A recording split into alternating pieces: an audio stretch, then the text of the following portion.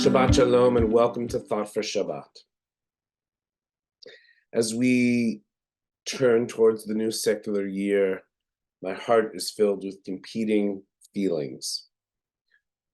On the one hand, it's filled with the hope that our people will find peace, will find safety, and will find goodness on the other end of this horrific last quarter of 2023.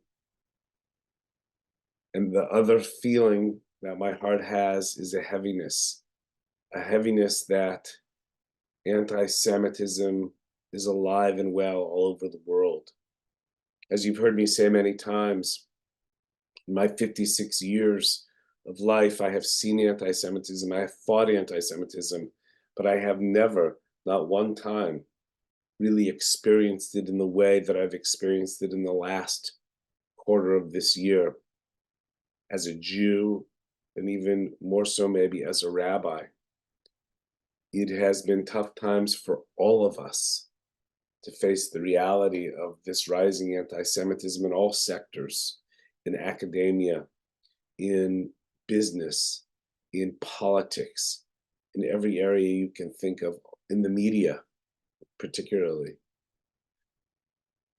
Be that as it may, those competing forces within this Jewish heart always want the hope to carry through, always want the hope to be the leading feeling. And I got to tell you, in the last 2.5, 3 months, it's been hard. It's been a battle.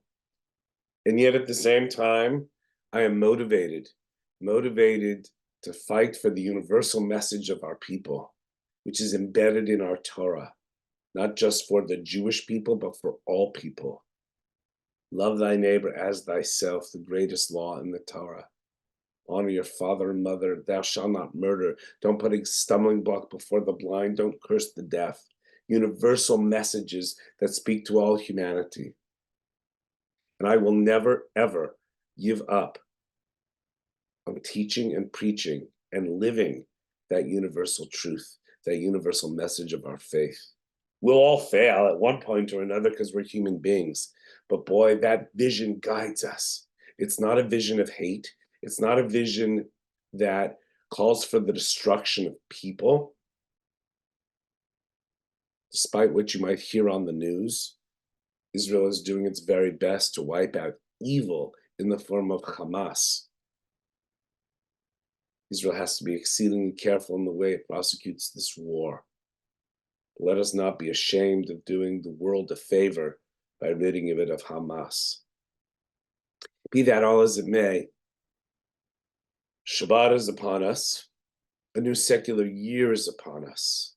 And it's time to start thinking about the future, not just of the next several weeks, but the next several months and years, as hopefully the Middle East is rebuilt in a way that will bring a sense of peace and hope to all peoples as we mourn the death of all those innocent lives. Those lives caught as prisoners in Gaza at the hands of Hamas, and those lost lives in Israel, both through the IDF, who are fighting the righteous battle against evil, and of course the victims of October 7th.